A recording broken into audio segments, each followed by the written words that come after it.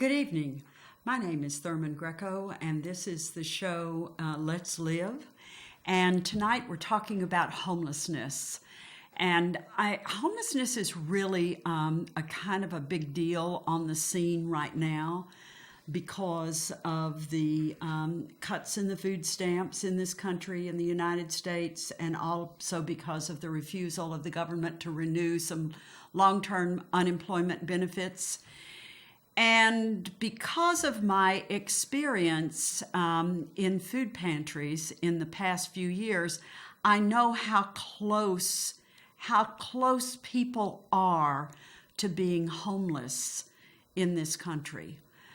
There are so many people in our country who cannot afford to buy food because they're spending all of their money on housing and gas. And of course, they have to buy the gas because they have to get to the job.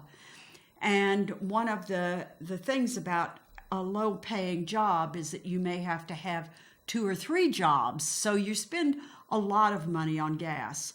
And of course, the 2 things that are not going down, 3 things that are not going down are gas, food, and money. So once a person reaches the point where they really don't have money for food anymore, then you are getting very, very close to homelessness, because the next thing to go is really homelessness. There are a lot of homeless people who are employed.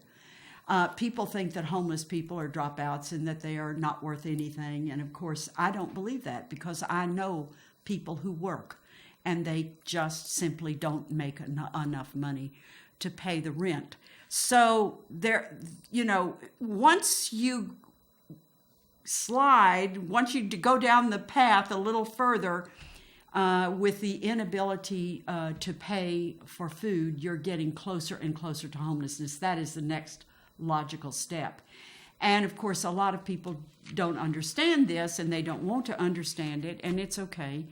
I know one woman in the pantry that I've known for many years. She was coming to the pantry when I first started coming to the pantry. And she's now a widow. And her basic Social Security, she's on Social Security, and her basic Social Security is very low. She never earned a lot of money anyway. And then the spouse died, and he never earned a lot of money. So it isn't much. But she started off, when they cut the food stamps back, going down to $45 a month for food. So she definitely is using pantries, because at $45 a month for food stamps, and she has no other. This woman is so close to living on air. And now, because she received a little bit of a raise with Social Security in January, now the food stamps have been cut further to $35. So it's a very interesting line. I mean, this woman has no money beyond what she has for food, which she doesn't have, and rent and gas. And recently her car needed repairs, and she was out trying to borrow money to get her automobile repaired. It's just, people are very much on the line. And of course, there are a lot of people, if they don't have their car, they can't go to work. And I received a newsletter from the Hunger Action Network of New York State. And I'm sure that all states have these Hunger Action Networks. But one of the things that we need to try to deal with as we try to adapt ourselves to this new world of a government not caring is that at the lowest rung of the ladder, the worker is working at maybe 3 jobs, each paying 25 hours a week or whatever. So they're working full time. They're working every waking moment. But a lot of times they're losing money because the landlord is stealing from them in terms of the paycheck. The landlord is stealing because the landlord is taking a huge amount of money for rent, and then they're not getting the money that they are supposed to get in their paychecks, and it's called wage theft. We talk about raising the minimum wage, and of course raising the minimum wage is necessary unless you want to have a whole country with indentured servants, and which is where we're actually possibly going. But when we deal of wage theft, we deal with minimum wage workers that have money taken away from them. And there are a lot of workers, there are a lot of sweatshop workers and factory workers in this country that just simply are not, they're just simply not paid. And we have a lot of people that come up, migrant workers coming up from South America and Latin America that are farm workers. Many of them at the end of the summer don't receive any money at all. They come up across the border, they go to work in the farms, and I saw this happening. You know, I'm not a young woman. I've seen this happening. I saw it happening and recognized it for what it was right after World War II. The workers would come up through Texas. They come up as far as even Michigan. They work in the fields in the summer. They work in the fields in the winter in the southern part of the United States. And then when it's time for them to go back to Mexico or whatever, the farmer or the rancher or whoever puts them in the back of a pickup, drives them over to the border, and turns them loose and says, you know, well, I'm sorry. All the money that you earned went for, you know, the housing and the food, because they are housed and they are fed a minimum amount of food to keep going. And these people have absolutely nothing. These are people at the bottom of the barrel, and they are voiceless. They cannot speak because they are at the bottom. And this is just how we are in our country. So there are some issues that we have with the low minimum wage. And, you know, I was just speaking about this, I was just speaking about wage theft. But there's another kind of wage theft, too, that goes on in this country. And I heard it mentioned in the hallways in the pantry for years. Somebody would say, oh, I've got a job. I'm so happy I'm working 2 days a week. It's so-and-so and so-and-so. And the next question would be, well, are you on the books or off? And the answer would be, well, I'm half on or half off, or I work 1 day on the books and 2 days off the books, or, so you not only have people just not paying you, you have people that are not paying what the government is asking. So in effect, they're being stolen. They're not going to receive their Social Security. They're not getting their withholding taken out. So there's those kinds of things that go on, and it's a shame, because we should be paid for what we earn. And every time I think about this, when I think about homelessness, I think about the old song in the 70s that Jerry Jeff Walker used to sing, L.A. Freeway, in which he said, say goodbye to the landlord for me. Sons of bitches always bored me. And then, of course, there was 3 or 4 lines about the key, leaving the key, and getting on the freeway and trying to get out of town. And I am reminded again of the round of food stamp cuts that went effect in November. And I am I'm understanding how serious this whole thing is. Because if you're working, if a person is a volunteer in a food pantry or a soup kitchen or whatever, we understand that people refer to us as emergency feeding stations.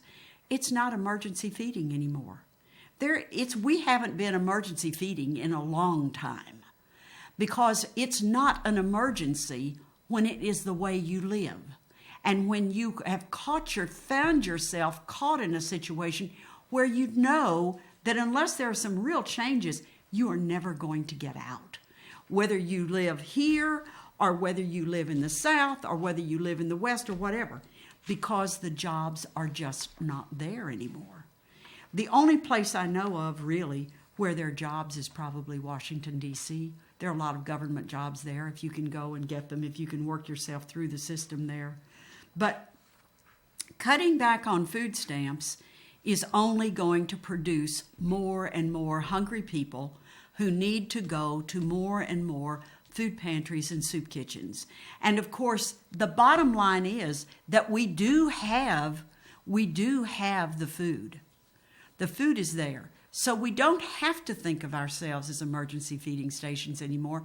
We are feeding the people who no longer have the money to go to the grocery store, and because they're spending all of their money on rent and on gasoline. So actually, the oil companies are getting all the money, and the government is getting what they're getting because they're not covering the tab. But in reality, there is enough food to feed the people, thank God. Because as long as food pantries and soup kitchens are around, then we're not going to have people starving on the streets. And when I say that to people, they immediately, some of them get angry, they go into denial. And I can remember the first time that I mentioned in public about children only eating at school. I used to get a lot of pushback on that. And I don't get pushback anymore. People have begun to realize that there are children who are only eating during the week at school. And of course, the response to that is, well, these are just not responsible parents. Well, I think they're as responsible as they can be. If you're working every waking moment and you're still unable to bring in the food, what else can you do? What else can you do? You have these children. Well, you can give your children up to foster care. And that can happen also. You can just take them over to foster care and say, I can't feed them anymore. What can I do? And so people have financial situations that they are never going to be able to overcome unless our country's attitude toward poverty changes. We have high housing costs. We have high medical costs. We have no medical benefits. We now have no food stamps hardly. And we have people who lack the resources to get beyond what appears to be a permanent situation. 75% of the people who shop in pantries are what we call food insecure. And what that means is that they lack the resources to put food on the table to feed themselves and other household members adequately. And we repeatedly hear the statistic, and it's very true, that 1 senior in 4 does not have enough food. Now, this has serious consequences. This has serious consequences because, and it is also estimated that 1 child in 5 does not have enough food to eat. When you have a senior, when you have a person my age or older who does not have enough food to eat, that person is going to get sick. That person is going to end up in the hospital, and that person is going to end up costing our government and us a lot of money, and that person is going to create a real drain on the children and grandchildren. Now, when you have a child that doesn't get enough to eat, you're going to have stunted growth, because if you don't get enough protein, they're not going to grow. You are going to have an inability to learn. I keep hearing on the radio and hearing on television about children who come to school unprepared. What that means is a child coming to school hungry. That's the basic thing. Hungry children, if they don't get anything to eat until they get a school lunch, these children are not going to learn. The whole morning that they're in school, they are not going to learn. It's as simple as that. So we are creating a whole generation of people who are going to have long-range health problems, significant health problems. They are not going to be able to learn, so they're not going to be educated. And if you cannot learn, you are not educable. It's hard to train somebody. So we're going to have this whole generation of people who are not really going to be able to contribute the way they could if they were fed and educated properly. And so that's just one of the things that we need to consider as we talk about homeless people. We also need to talk about the pantry workers, because the pantry workers are really, we know that the numbers are going to escalate dramatically. On the one hand, I am confident that in the pantry where I'm coordinating, we are going to be able to provide food. We're going to be able to provide food because, A, I was a very conscientious coordinator and have gone to all the training classes. And because we have transportation and we can get to the food bank and we can bring back the fresh produce that can be consumed by everyone, regardless of whether they have homes or not. So the food is going to be there. But there are a lot of pantry people who don't have trucks and cars and who don't have drivers. And they've got some real challenges coming up. And of course, there is a fear that we are going to run out of food. I don't believe that that's going to happen. I believe that as long as people are bringing food to the food pantries, we will definitely be able to feed the ever-increasing number of people in the future. But we do have to realize the bottom line here of this whole show is that we do have an increase in homelessness coming up, because as people have more and more trouble getting food, they are going to have to, because you have to have food to live, they are going to have to give up their homes. And as they are not homes, but they're going to have to give up their, whatever it is, their roof, wherever they sleep, they're going to have to give it up. So we have to realize that it's been a long time since we were feeding people in emergency situations, because it's not an emergency situation anymore. And of course, as we talk about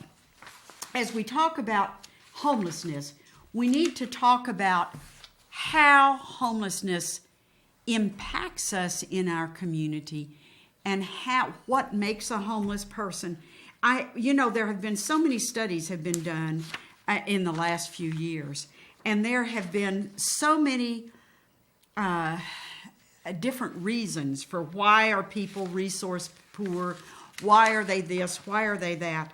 Homelessness cannot be generalized. If you've seen one homeless person, you have seen one homeless person. Each homeless person is special. I've heard people say, well, if you've seen one 70-year-old, you've seen them all. If you've seen one homeless person, you've seen them all. That is not true. They are all different, and they are each separate. You cannot lump them into one category. There are some reasons for people becoming homeless. One is simply not enough money. I mean, you can't pay the rent anymore.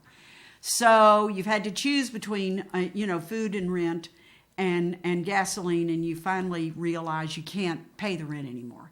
You've got to get the car fixed. If you don't get the car fixed, you won't be able to get to work. And if you get the car fixed, you're not going to be able to pay the rent, so you're going to be homeless. It's as simple as that. So we have to ask, how do they come to be homeless? How do we come to be homeless? It isn't we and they, it's us. It's us, not we and they. Well, poor credit, because if you have poor credit, if you're living on the edge, you're going to have poor credit because you're not going to be able to pay your bills. And poor or no transportation, it's very, very hard once you have no transportation to get another place to live. If you're homeless and you have no transportation, finding a room or an apartment or whatever is next to impossible. And another reason that causes homelessness is a release from jail or prison. When people get out of jail, they have no place to go. At the pantry, we used to have once a month. At that pantry, I don't know what they're doing now, but we used to have some volunteers would come over from the local prison, and the warden would, one of the guards would bring over a van load of them, and they would help us on food delivery day. And these guys were wonderful. They had all had experience working in warehouses of one kind or another, and they would work in our storeroom. And we had the same bunch that came, they'd come for 3 or 4 months before they were released. So we'd get to know them for a little bit. Although, most of the time, I really wasn't that close to them. But I did see one back in the storeroom crying one day. A grown man, middle-aged, crying. And he was a black man, articulate, clean, very good worker, very whatever. I don't know why. I don't know how he ended up in prison. Who knows? I don't know. But he was very upset because he was saying, you know, I've been in prison and they're going to release me next month, and I don't know anybody. I don't have any place to go. I don't have any family. I have nothing. I don't know what's going to happen to me. And he said, I am so grateful for the time that I have had to be able to come over here and work in your pantry. And he was a person who is nameless, because when they came over, they offered no names. I mean, you know, it was total anonymity. And of course, home foreclosure. If you're renting a home or an apartment in a building that is foreclosed, you get kicked out. I mean, you know, you may have been paying your rent, but you're going to get kicked out anyway. Lack of availability of suitable housing. Housing is desperate. It is a totally desperate situation. At the lower rungs, it's really, really hard. There may be areas in the country where there's ample housing and not, empty housing, but not any that I know about. And there's alcohol abuse. That's definitely a valid reason for homelessness. Lack of ongoing support services. And people who have no home, they have no address, it's really, really hard to get yourself connected to support services. Because everywhere you go, everybody wants to know, what is your address? Well, you have no address. Well, my address is my car, or my address is a tent that I'm living, or I'm living on a porch in an abandoned building. That's your address. That's not a real address, and nobody is going to give you any services if you're in that situation. Poor or no communication tools to include cell phone, computer access, a physical address to receive mail. Those things are golden if you're going to try to find a place to live or a job. If you don't have a cell phone anymore, you can forget it. And of course, cell phones do cost money, and it costs money to keep them going.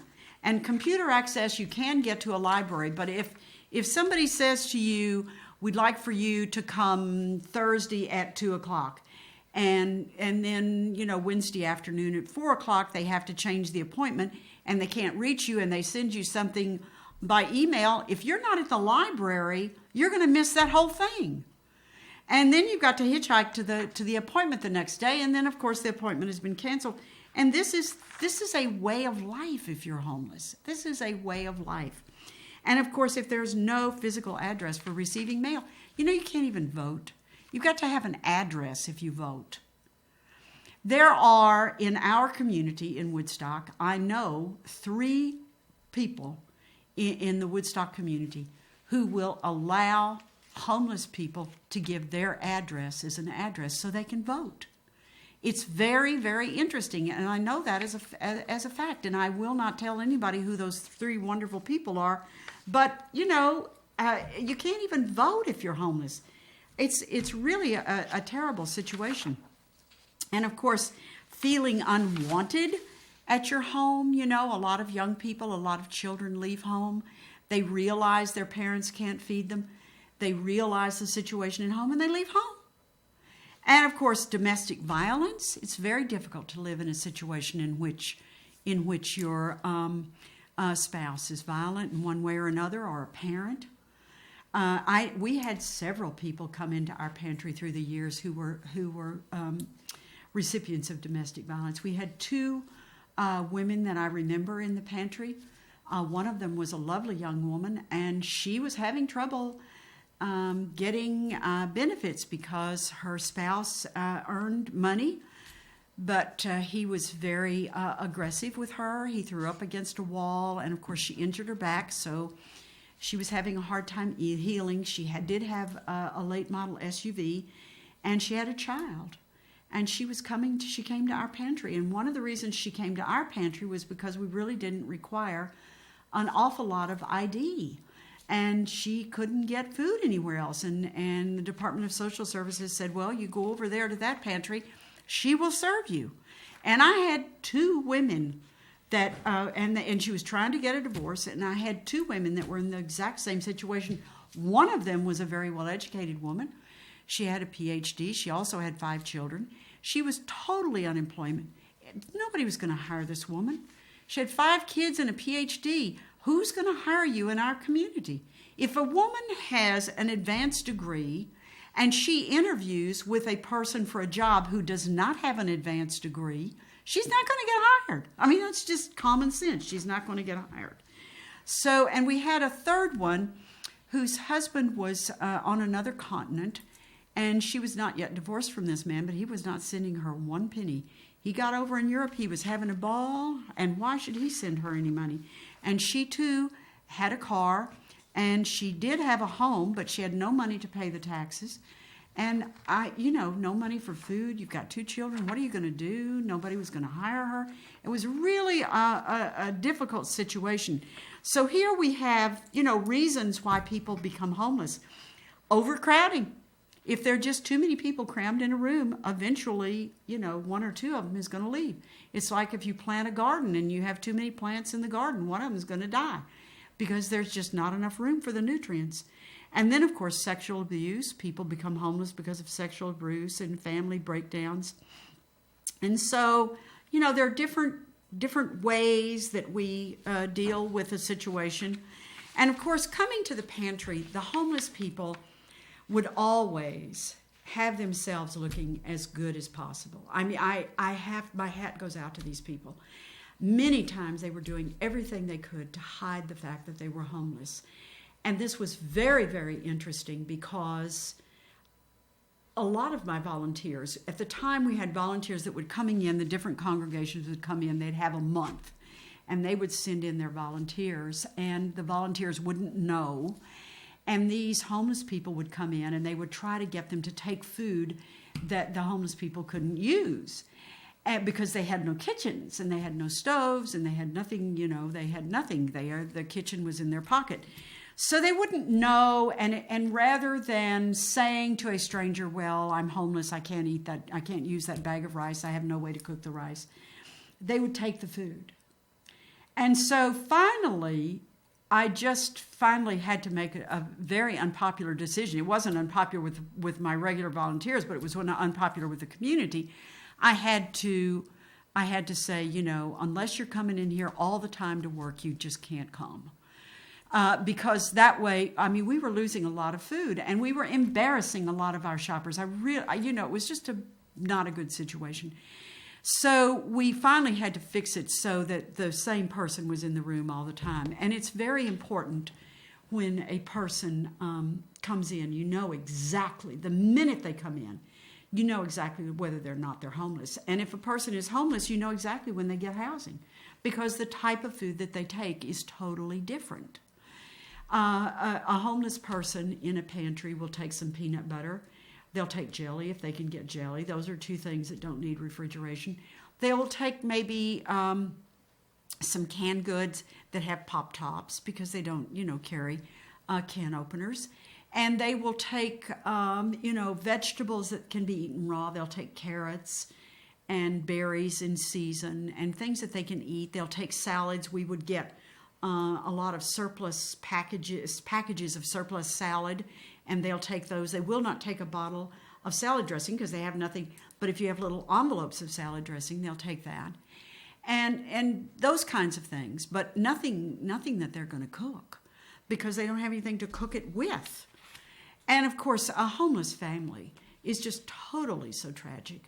Because here you have this family coming in, they've got their children, and everybody's as scrubbed as you can get, and they're looking as good as they can look, and they're coming in. And then, of course, the homeless people do eat at the shelters, and that's very important. That's a hot meal, and that's something they can't get on their own. So they go to the shelters and the soup kitchens and get meals, which is really, really nice. One thing, if I had my druthers, if I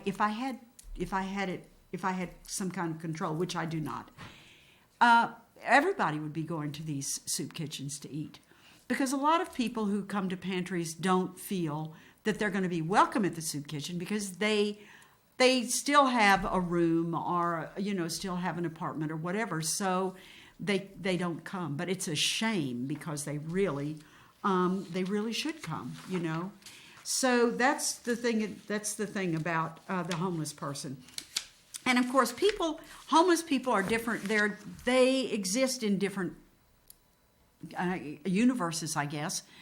I had one homeless person, a young man, who taught me probably the basics that I know about feeding food to the homeless. He came in one morning and he just told me, this is what we need. We need crackers, we need peanut butter, we need jelly, we need carrots, we need, these things. These are the things that we need. He was very good about it.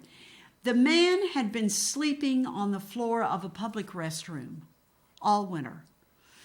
And, of course, that kept him out of the snow, but that didn't keep him warm. But it did keep him out of the snow, which was good. And it was a public restroom that wasn't used an awful lot, so he mostly was able, as much as you can, to sleep in the cold.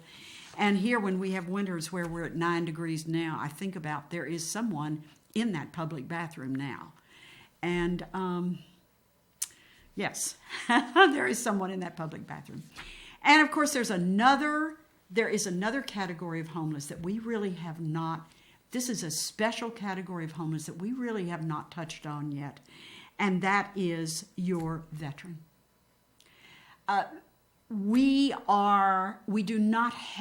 This country does not yet have the homeless vets that we are going to have, because they're not all back yet. And of course, these vets that are coming back from a war, they've got some special problems. They've been living through traumas. They've had the worst possible life that a person can have, and they have been serving their country. And now they come back, and many of them have no homes, they have no families, and they have no jobs, and they have no place to come to. And here is another situation about the homeless. If you leave this country and you come back to this country, if you have family, if you have some place where you can anchor, you will stay there, and hopefully you will find a place to live and a job, and you will connect. If you do not, you have a tendency to wander. And that's what I call the transient homeless. You really have, and the transient hungry. I mean, they don't have to be homeless. They are homeless after a while because they keep going from place to place. They'll show up someplace and, well, there won't be any jobs here. I'll stay 2 or 3 months. I can't find a job. I'll go look somewhere else. They're really trying, but because they are transient, then they become discriminated against. And the problem is that they just don't have any support services. They don't have a family. They don't have somebody to help them out. I mean, it's just a very, very challenging situation. There are veteran situations. There are veteran services. There are services in this country for homeless vets now. And for that, we can be completely grateful, because it's a very important thing. So I was telling you about this one homeless man who was in the bathroom in a public restroom, and we had another pantry volunteer. He was actually a volunteer who was homeless. We had several homeless volunteers. We had a couple of homeless volunteers that didn't want us to know that they were homeless, and as soon as we found out they were homeless, they did not come back anymore. So after a while, I learned that when a person was homeless, if they didn't want people to know they were homeless, once I figured it out, I just didn't say anything. Because, this was, and of course, all they have to do is come through the room and select the food, and you know exactly what the situation is. I just didn't say anything. But we did have one very popular volunteer who was homeless. And he was so intelligent. He spoke 4, 5, 6 languages. He was a retired gentleman. And of course, once you're retired and you realize, what I've got isn't going to hack it. So he had friends all over the area and in other areas as well. And he would go and stay for 6 weeks or 2 months with this person, and then 6 weeks or 2 months with that person. And that way he was able to keep himself semi-anchored. And he was wonderful about giving back. When that man was here, he participated in everything and he did everything. And when he came in and worked in the pantry, he was absolutely the best pantry worker that he could be. So he was really trying. And people never really thought of him as being homeless, but he really was staying in different people's homes. So that's another way that people can be homeless. So there are just different ways. And then, of course, there are people living in campers, and there are people living in automobiles, and there are people living, college students living in their cars. And this is a real situation that no one talks about, but there are homeless college students. And you know, as long as you live in a college, registered to college, and they've got enough money to go to school, but they don't have enough money for the housing, as long as you take a PE class, you've got access to showers. So they're staying in their cars, or they're sofa surfing, and going around from place to place, and they manage to get degrees. I met one young man recently who was a physical therapy major, and he was going to get a job. I mean, you know, the man is going to be a contributing citizen in our society, because there is a crying need for physical therapists. But in the meantime, our country has done nothing to help this young man.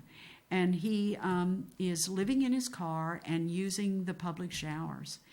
And I personally believe that we need to have pantries on college campuses, because we have so many students nowadays. And of course, a lot of them are really broke after they pay the tuition, and they don't have the housing, and they're hanging out wherever they can hang out, and they're managing to study, and they're managing to stay clean, and they're managing to pass, and they're managing to get their grades, and you know, this is an important thing. But to have to factor in all of the complications of homelessness into that, and you know, not everybody has Florida's temperatures. And it's really, really a difficult situation. So what are some things that we can do as people to encourage the prevention of homelessness? What can we do to prevent homelessness? One thing we can do is we can encourage affordable housing. So if you know of someone in your area who is trying to build affordable housing, support that effort. The next thing is, do you know somebody on a really tight budget? I know, and we all know, several people who really should be getting their food at food pantries. And you know, the thing is, look at it this way. The food that you take, if you don't take it, is going to end up in the landfill. So why don't you take it? It's free. It's absolutely free. It's been paid for. It's been taken care of. It's been donated. It's fabulous. And, you know, if you go to the pantry, then you're going to save yourself 10 or 15 or 20 or 200 or however many dollars that you save by going to the pantry regularly.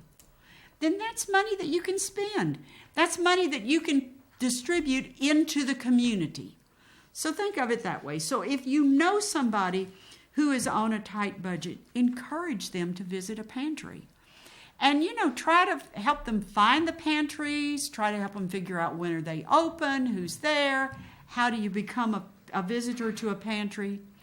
The other thing that we need to embrace is the barter system. And barter kind of comes and goes, but barter is something that we can do. There are many, many people now who have absolutely no money. And barter is a good thing. It's a good way to go. And we need to support businesses that treat their employees fairly. So that this means giving your businesses to companies that don't short shift their workers, who refuse to report their earnings to the IRS, and to avoid paying deductions. You know, there are so many businesses out there that have employees that are working half on and half off. There are so many businesses that have employees that are putting in overtime, that are not getting paid. I worked of course this was a long time ago, but I worked one time for 5 months for a company, and I put in 10 hours overtime every week. And at the end of 5 months, somebody finally complained, and an investigator came, and they gave me $25. I was like, wait a minute. Even when you got caught, you lied. So you want to make sure that the person that the business that you're supporting treats its employees fairly. And then you want to make sure, work to see that the schools in your area offer universal free lunches. In other words, if you are a student in this school, you at least get a free lunch. There are so many children now who are underfed that offering a free lunch to everybody is not going overboard. And set up a backpack program in a neighborhood school. Now this you work with through the food bank, and it's essentially the schools that do it, because they distribute a backpack of food to a child every Friday as they go home. But it is the school that actually does it, because you have to have the school employees to pack the bags. You cannot just have people out of the community packing the bags. So it is a school endeavor, but you can certainly contact the schools and see if they're interested, and then you contact the food bank and see how you can work with. And, work with your church, synagogue, or temple to open a closet pantry. There is a community in the woods outside of our town, about 20 miles, that has the most adorable pantry that I have ever seen. It is literally a pantry. It is outside the entrance to the church, so that it is available to anybody 24 hours a day. And it is a closet. Someone built a closet. It has a sliding glass door, so it's about 6 feet long, and it has shelves on it. And these shelves have there's no fresh food, but it's canned and packaged food. And anybody can go to this pantry day or night, and if they need food, it's there for them. And if every church, synagogue, or temple had a closet pantry, life would be a lot better. Because a lot of people really do need the food, and they are embarrassed. And they work 3 jobs also, and they don't have time to stand in line for an hour. And most pantries are open Tuesdays, Wednesdays, and Thursdays from 3 to 5 or 2 to 4. And these people are available, from 7 to 9 on Sunday night. So you have to, these closet pantries are open 24 hours a day. And another thing is to join the Hunger Action Network in your state. Whatever state you're in, join the Hunger Action Network and try to become more knowledgeable of the hunger and the homelessness situation wherever your community is. And if you choose to if you're going to give a gift to a person on a tight budget, think about what is the most practical thing you can do, rather than going and buying them, a box of crackers or, a box of candy or whatever. Buy them a gift card. You either buy them, if they drive, you buy them a gift card for gas. If they have a cell phone, which most people do now, you buy them a gift card for phone minutes, or you buy them a gift card at a grocery store that they can get to. Those are the 3 things that you can give to a person who is on a tight budget that they will appreciate. And those are 3 things that you can give. You cannot go wrong with that. And if there is a college or a trade school in your area, try to get the school to open a pantry for the students. There should be a pantry available to these students who are struggling to get themselves through college. And another thing that you need to do is to help the homeless in your area. And how can you do this? How can you actually help the homeless? Well, one is you can contact your Veterans Administration and you can find out what you need to know to be more knowledgeable. And in the process of finding out what you need to know to be more knowledgeable of veteran homelessness, you're going to find some things that you can do. And you can be a friend of a pantry. You can, if you have a garden in the summertime, you can take your extra produce to a local pantry. And you can donate your reusable shopping bags to that pantry.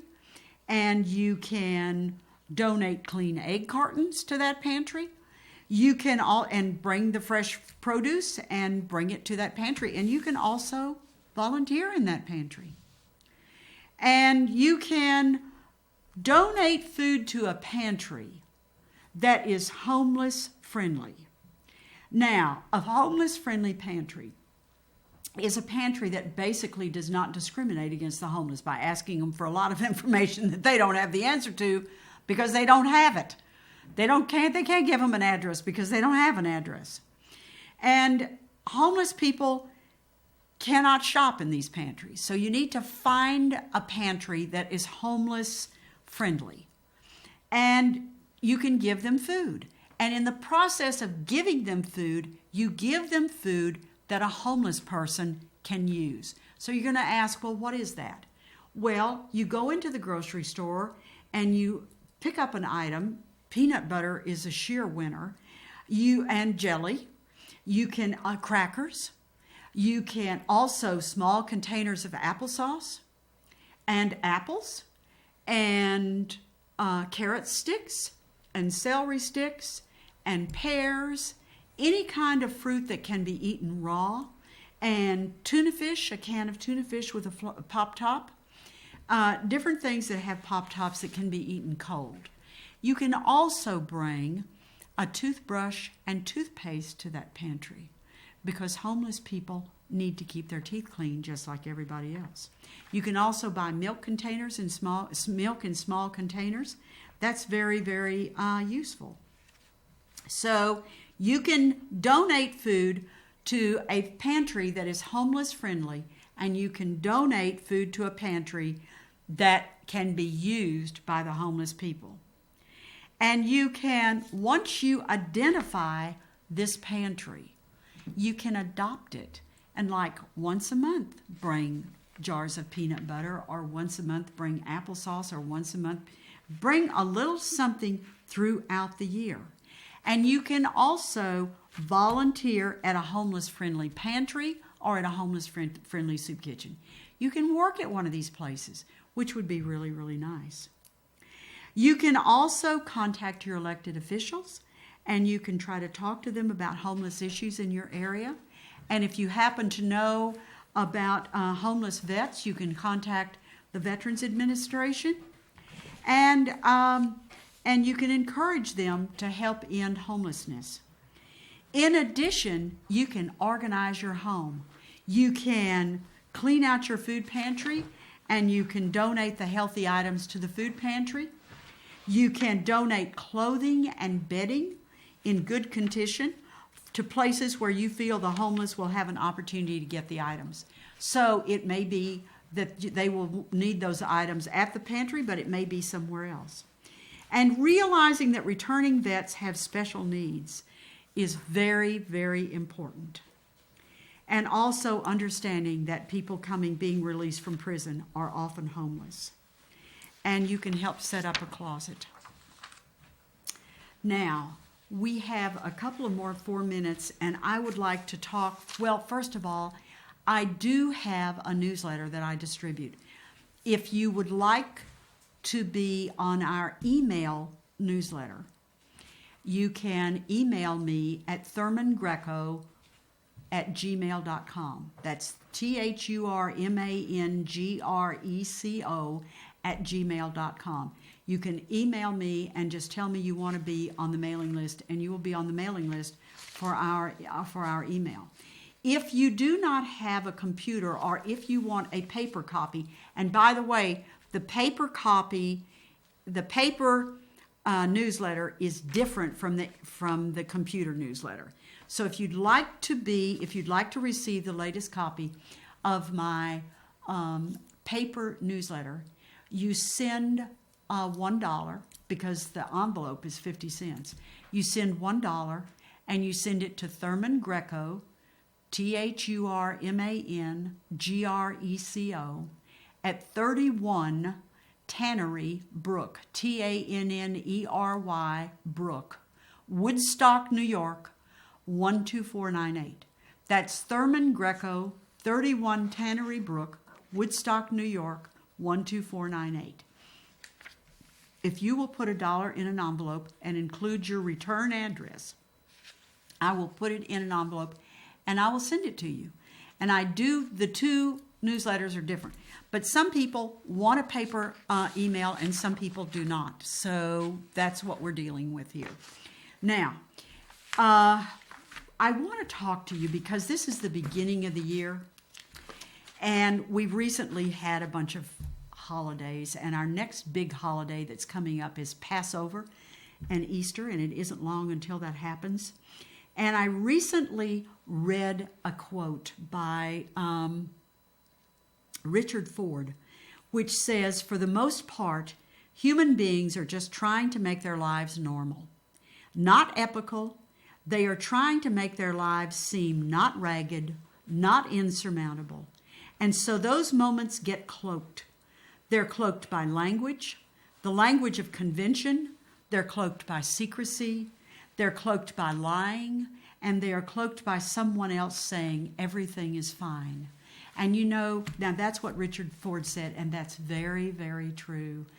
When people are going through the transitions that they have to go through when they go to pantries and when they become homeless, they don't want anybody to know. They don't want people to know that they are going through these seriously insurmountable times. And of course, we have many, many people now in our culture who are beginning to realize that they are the stuckies and they are not going to get out anytime soon. And one of the things that does happen in a pantry is that